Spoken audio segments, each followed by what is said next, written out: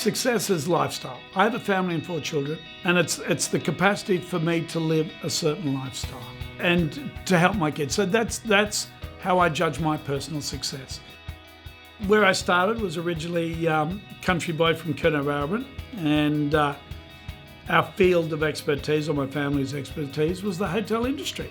So I grew up in hotels, and I got my ethics and my structure, my principles very much from my father, who was a great man in regards to mixing with people and always told us that your word was your bond. So that's my basic principles about me, and I grew up in that environment.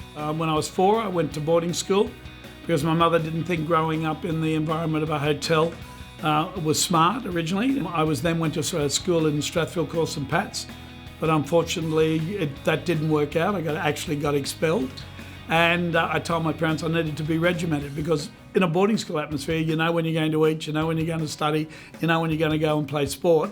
And all of a sudden I was given all this freedom, and I couldn't even get to school on time.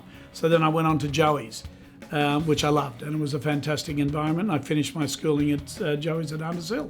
I was a bit of a larrikin. I was never going to go to university, so the schooling years for me was basically maturity and to have some fun.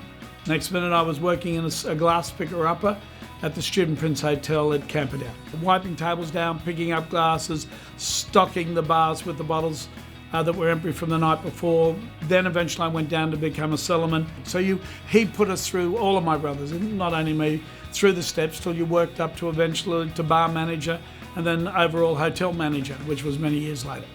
We had a nasty experience one particular day which did scare my wife. I nearly got stabbed in a street brawl, and she decided that if I didn't change my careers, that maybe we would not be spending much more time together. And I actually made a decision at 35 that it was now time that I might have looked further afield. After about 12 months or 15 months working here, I could feel that this was probably going to be my next venture. This is where I wanted to be. This is the caliber of people in this area. I honestly believed in my heart I would crack it. It was just a matter of getting somebody to trust me. I then put my shingle over the door with 0 in the bank. So I've run my life under 4 principles, and the staff in this office here. And when I've spoke at different real estate conferences, I said, if you run your life based on honesty, credibility, accessibility, and knowledge. Product knowledge is one of the greatest attributes for this industry. You cannot but be successful. There's a lot of people out there that says, I'm everything to everybody in your business. But you've got to sit back and realise, where are your best assets used? My best assets, without a doubt, is my capability to talk to people, to negotiate, to manipulate prices, to have the knowledge of what's been sold at the level that I sell at. And if I'm doing that full time, then I let go to a manager who can then manage my general staff and the successful onflow of my business. And that's important.